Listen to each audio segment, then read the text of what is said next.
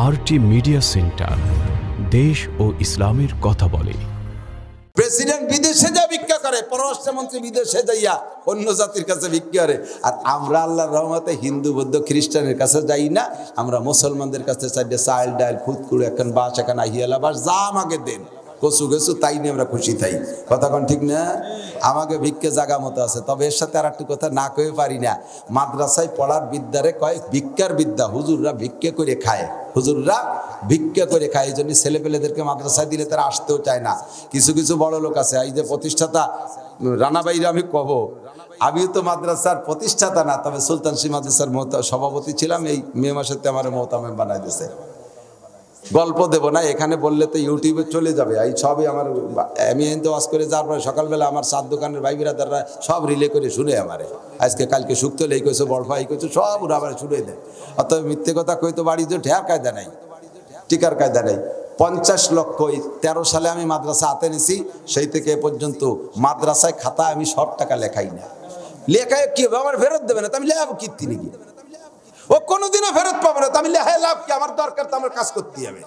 Minimum 50 লক্ষ টাকা আমার টাকা মাদ্রাসায় চলে গেছে। খাইও না, বেতনও নেই না, খাইও না, বেতনও নেই না।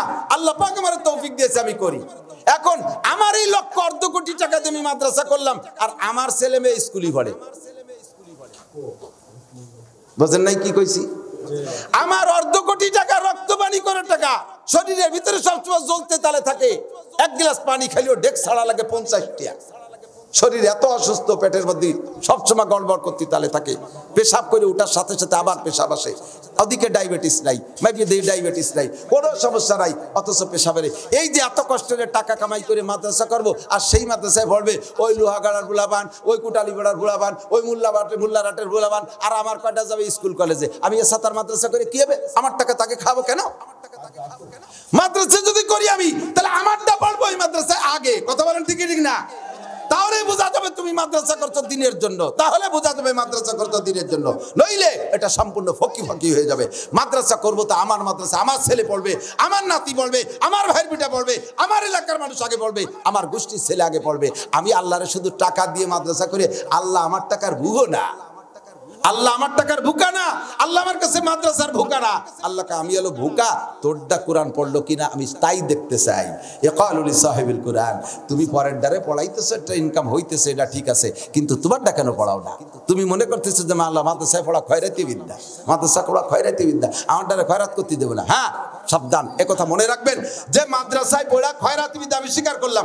আপনারা কিয়ামতে একটু বলেন যে আল্লাহ হুজুররা ভিক্ষে করে খাইছে, এই কথাটা বললে আমরা আপনাদের সাথে 7-8 মাস আগে ভেস্তে চলে যেতে পারবো। শুধু কইেন যে আল্লাহ হুজুররা ভিক্ষে করে খাইছে, কেন আগে যাব কেন? ভিক্ষার টাকা হালাল। ভিক্ষার টাকা কি? আপনার কাছে অভাবে পড়ে 10 টাকা চাইছি দিয়েছেন, এর মধ্যে সুদিয়ে কারবার আছে, ঘুষিয়ে কারবার আছে, চুরাচুরি আছে। পরিষ্কার চাইছি 10 টাকা দিয়েছেন, নিয়ে তাই চাল ডাল কিনে খাইছি, অতএব আমার রুজি হালাল, আমার রুজি হালাল। তবে আপনি যদি ঠাট্টা করে বলেন যে হুজুররা ভিক্ষা করে খায়, এটা ভিক্ষার বিদ্যা, খয়রাতে বিদ্যা, তাহলে আমি কিয়ামতে আল্লাহর সামনে আল্লাহর কোর্টে দাঁড়ায় যা বলার বলবো, আল্লাহ ও টোন মারছে, মন মারছে, রাস্তা মারছে, খাল মারছে, বিজিএফ কার্ড মারছে, পঙ্গু ভাতা মারছে, ও পদে থাকা অবস্থায় ও বাইচে থাকতে ওর বোন নামে বিধবা কার্ড বানাই থিয়ে মারছে, ওই এতগুলো করছে, ও বাগারের রাজার বাজারের কাঁচা পাকা পায়খানা খেয়ে ফেলে দিয়েছে আস্ত দরিয়া। আমি জানি আল্লাহ। তুমি যদি আমাকে এইভাবে হিট করো, কোরআনওয়ালাকে এইভাবে হিট করো, কোরআনওয়ালা তোমার বিপক্ষে দাঁড়িয়ে যাবে। মৌলানা বলতেছিলেন এখানে দাঁড়াইয়া, কোন আলেমান হয়, তুমি আলেম হও। বলেন কি হন? আলেম হও। নবী বলছেন, নবী কয় না কোন আইএ পাস, কোন বিএ পাস, কোন এমএ পাস, কোন বিসিএস পাস, কোন ডাক্তার, কোন ইঞ্জিনিয়ার। নবী কথা বলেন নাই আইএ পাস করো, বিএ পাস করো, এটা করো, ওটা করো। নবী বলেছেন কোন আলেমান, তুমি যদি বাঁচতে চাও আলেম হও, আও মুতাআল্লিমান। যদি আলেম হইতে নাও পারো, তাহলে তুমি সেকেন্ড প্লেসে মুতাআল্লিমান, ওই আলেমের ছাত্র হও। যেই আলেম তুমি হতে পারলে না, তোমার এলাকার কোন আলেম থাকলে তার ছাত্র হইয়া যাও। কোন আলেমান আও মুতাআল্লিমান। যদি তুমি ছাত্র হওয়ার হওয়ার বয়সও নাই বলে মনে করো, আর ছাত্র হওয়ার সম্ভব তোমার নাই বলে মনে করো, তাহলে 3 নম্বর আও মুহিব্বান, তুমি আলেমদেরকে মোহাব্বত করো, আলেমের সাথে মোহাব্বত রাখো, আলেমের সাথে শত্রুতাই করো না।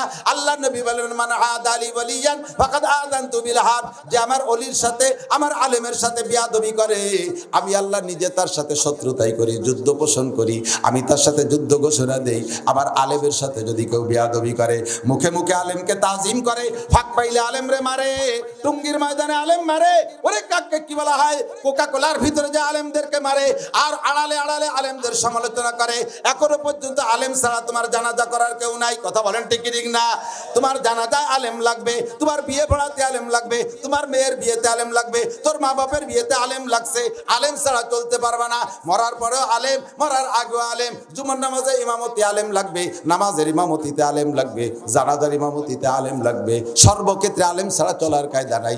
বাপরে মাটি দেশ কবরের ভিতরে ধুমো বেরোচ্ছে বক বক কইরা, কান্তি কান্তি চলে আইছে হাফেজ সাহেব হুজুর, এক তো বাপের কবরে কি হচ্ছে জানি না, কেন যে ধুমো বের হচ্ছে, অপরদিকে সমাজে লজ্জায় মুখ দেখাইতে পারবো না, প্রত্যেকে বলবে তোর বাপ অন্যায় করে গেছে তাই কবর থেকে ধুমো বেরোচ্ছে, তাড়াতাড়ি আমার আব্বার কবরের ধুমো বন্ধ করার ব্যবস্থা করেন। হাফেজ সাহেব 10টা ছেলে নিয়ে 3 পারা ভাগ করে দিয়া এক খতম করে কোরআন পড়ে বক্সায় দিছে, সঙ্গে সঙ্গে ধুমো বন্ধ হয়ে গেছে। কথা বলেন ঠিক ঠিক না?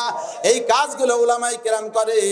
কাজেই তুমি হয় আলেম হও, নয় আলেমের ছাত্র হও, আও মুহিব্বান, নইলে আলেমদের সাথে ভালোবাসা রাখো, আও মুহিব্বান আও মুস্তামিআন, অথবা আলেমদের বয়ান শোনো, আলেমদের বয়ান শোনো, আলেমদের বয়ান শোনো, তাহলে তুমি হিদায়াত পাবা।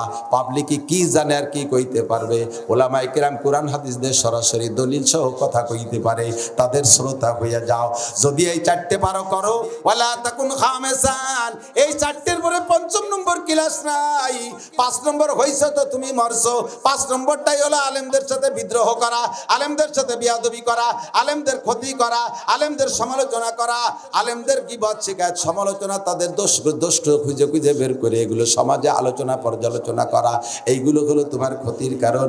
আল্লাহর নবী বলেন যদি কোনো ব্যক্তি কোনো আলেমকে সম্মান করে, যদি কোনো ব্যক্তি কোনো আলেমের মজলিসে যে বসে, যদি কোনো ব্যক্তি কোনো আলেমের সাথে মুসাফা করে, সেজন্য আমি নবী মুহাম্মদুর রাসূলুল্লাহর সাথে মুসাফা করলো। আল্লাহ এদিকে আসেন দোস্ত, আল্লাহ কষ্ট হয়ে যায়, হাফাই যায়। আল্লাহ পাক রব্বুল আলামিন বলেন কুল হাল ইয়াস্তাবিল্লাযীনা ইয়ালামুনা ওয়াল্লাযীনা লা ইয়ালামুন, হে নবী উম্মতকে বলে দাও শিক্ষিত লোক আর অশিক্ষিত লোক কোনদিন সমান হইতে পারে? জোরে বলেন পারে? আহা স্বীকার করেন একটু, বলেন পারে? শিক্ষিত অশিক্ষিত কোনদিন সমান হইতে পারে না। জাগতিক শিক্ষায় শিক্ষিত যারা, তাদের সামনে জাগতিক শিক্ষায় যারা অশিক্ষিত, তারা একসাথে সমান হইতে পারে না।